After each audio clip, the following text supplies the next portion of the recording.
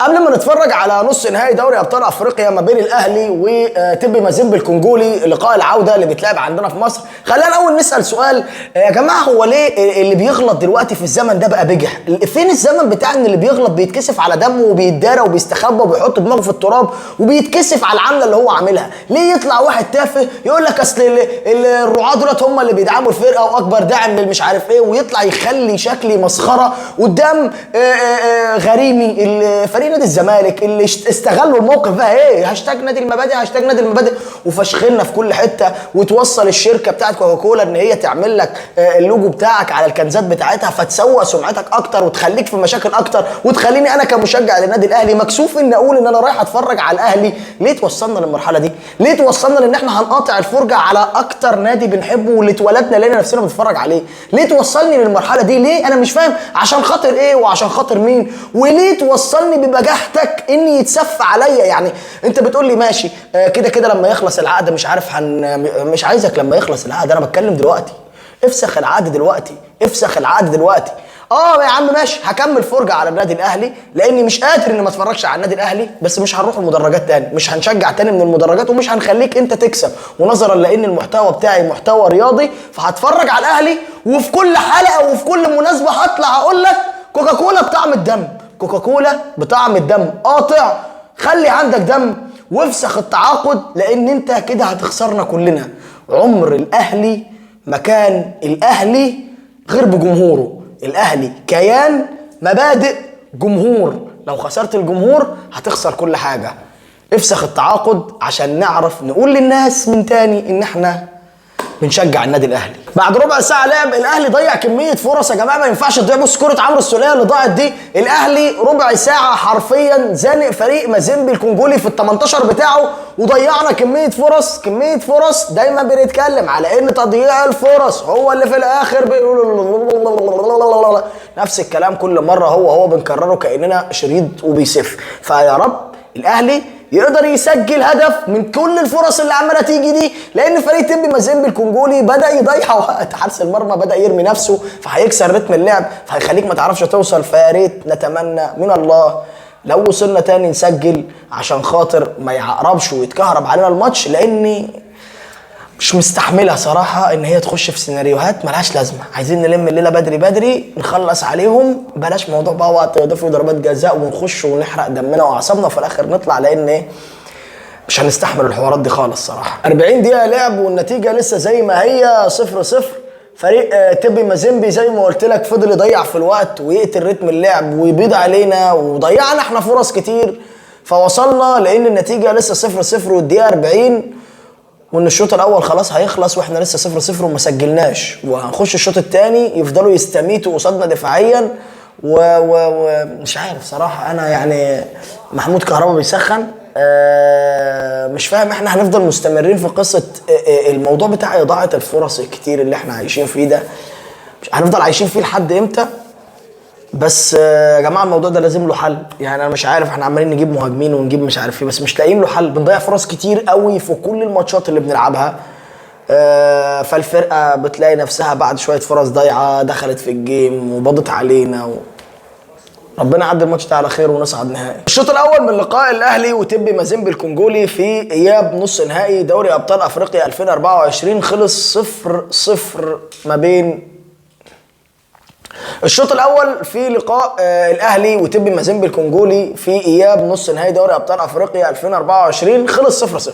وانا يا جماعه نفسي اعرف الفرقه دي صعدت نص نهائي ازاي. انا كان نفسي اقول لك ان تبي مازيمبي استمات دفاعيا واستطاع الخروج من الشوط الاول بتعادل سلبي مع النادي الاهلي المارد الاحمر، ومش ده اللي حصل خالص. هي فريق مالط ما عندوش غير حارس مرمى طويل جدا وعمالين يرموا نفسهم ويضيعوا في وقت، واحنا عمالين نضيع فرص نضيع فرص نضيع فرص عشان نعقرب ونكهرب الماتش على نفسنا. هتقولي طب هم الفرقه الثانيه عملت ايه؟ ما عملتش حاجه غير ان هي وقفت تتفرج زينا كجمهور، واحنا مستغربين جدا من كميه الفرص اللي ضاعت. الموضوع ده لو استمر في الشوط الثاني هيبقى حوار يعني مش لذيذ خالص، فربنا يستر بجد. ده بقى اللي بكلمك فيه يا سعاده الباشا، ده الخوف بقى والرعب كله. حته غلطه هبله يخش فيك جون يخليك تقعد تشد في شعرك وتجري ورا الماتش طول اللقاء. فريق ما يستحقش يتعادل معاك 5 دقايق على بعض في الماتشين اتفضل. كان هيجيب فيك جون في بدايه الشوط الثاني، وكان هيخليك تقعد تجري ورا التعادل في باقي احداث الشوط الثاني كله. عجبك السيناريو ده؟ ما قلنا نوصل للجون نسجل ونخلص، نوصل للزفت نسجل ونخلص. انما كده البدايه غير مبشره اطلاقا. بدايه الشوط الثاني ما بين الاهلي وتبي مازيمبي الكونجولي في اياب نص نهائي دوري ابطال افريقيا مش مبشره خالص. اكرم توفيق بيشيل كوره خطيره جدا من على خط الجون. الحكم راجع الفار في الجون بتاع مازيمبي وراجع يقول لنا جون ولا مش جون، حسبها لمسه يد. الحمد لله ربنا سترها معاك اول مره واتشالت الكوره من على الخط من اكرم توفيق، وبيسترها معاك تاني مره وبيتلغي الجون على لمسه يد. يا دوب بص اوف كده يعني، بص مش هتحصل تاني. التالتة تالتة وهتخش فينا جون وهنطلع من نص النهائي. يا ريت نركز يا جماعه، يا ريت نركز، لان كده هتبقى وحشه قوي والله. غلطات ساذجه كهربوا الماتش. مش هم اللي كهربنا الماتش على نفسنا. ليه طيب؟ ليه ما انت الشوط الاولاني تخلص وتطلع منه 4 مرتاح؟ الحمد لله ربنا سترها والجون بتاعهم اتلغى والاهلي بقى هو اللي مضغوط ومازيمبي بقى بعبع عندنا في مصر. كارثه بكل المقاييس. ضاعت ازاي دي؟ ايه ده يا عم؟ انت هتعمل ايه في الجون يا سنغالي يا طويل؟ انت الكرة تعدي من تحت ايده وتخبط في القايم وتمشي على الخط ويرجع يمسكها. ده ايه ده؟ ازاي يعني؟ ده ازاي يعني؟ ده كده القصة مش قصة ان احنا بنضيع فرص بس، ده كده الكرة مش عايزانا. يا نهار ابيض يا جدعان، يا نهار ابيض، ضاعت ازاي دي؟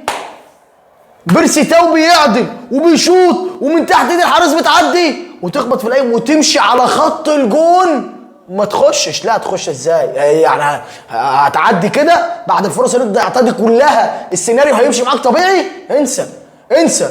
بص النبي الكوره، بص الكوره، بص الكوسه، اعدل يا تاو، شوط. بص ماشي على الخط ازاي. 66 دقيقه لعب ولسه ما سجلناش. 66 دقيقة لعب واحنا بنحاول نضغط ولسه ما سجلناش. 66 دقيقة دخلت. الله الله، علي معلول وعبد المنعم والحارس الطويل بيغلط. دخلت. اوه 1-0 1-0. روح احتفل روح احتفل روح احتفل. جول 1-0 الاهلي. يا نهار ابيض يا نهار ابيض يا نهار ابيض. دخلت ازاي دي؟ دخلت ازاي دي؟ يا جدعان عيد الجول. وقعت من ايده ولا جت في وشه ولا ايه اللي حصل؟ عيد الجول. علي معلول ومحمد عبد المنعم كلاكيت للمره المليون. ارفع يا ابني على القريبه ونقطع والعب بالهيد والكوره ربنا بيبارك فيها. الله، ده الحارس بيعمل كده. الحارس قرينا عليه بيمسك. جت في القايم ومشت على الخط وطلعت، لكن كور عبد المنعم ما بتطلعش. كور عبد المنعم ما بتطلعش يا حبيب قلبي. كور عبد المنعم بتخش جون، بتتزحلق وتتزفلط وتخش جون. 1-0. انت عمال يقطع ويهنج. رجع لقيت وسام ابو علي يسجل الثاني للاهلي. قتلنا بالثاني. خلاص الاهلي رسميا في نهائي دوري ابطال افريقيا 2024. وسام ابو علي اخيرا بيسجل. وسام ابو علي اول اهدافه في دوري ابطال افريقيا. هاتوا لي الجون يا جدعان. فرجونا على الجون يا جدعان، فرجونا على الجون. احتفل يا وسام براحتك، احتفل يا وسام. فرجونا على الجون، فرجونا على الجون. يلا بينا. علي معلول واسيستات. علي معلول هو اللي عمل الاسيستين. الله يا سلام يا ابني على الطيره، يا سلام يا ابني على الحطه. الله فينيشر، مهاجم تقيل قوي وسام ابو علي، لكن لسه الكوره ما مشيتش معاه على قد كده. لكن الراجل في ال 18 خطير. علي معلول وحلويات علي معلول. الراجل بيعمل اسيست. ايه يا عم ده؟ ايه يا عم؟ اسيست لعبد المنعم ماشي، اسيست للطاير وسام ابو علي. الله عليك، فينش عالي قوي. وسام ابو علي بيقتل مازيمبي بالتاني.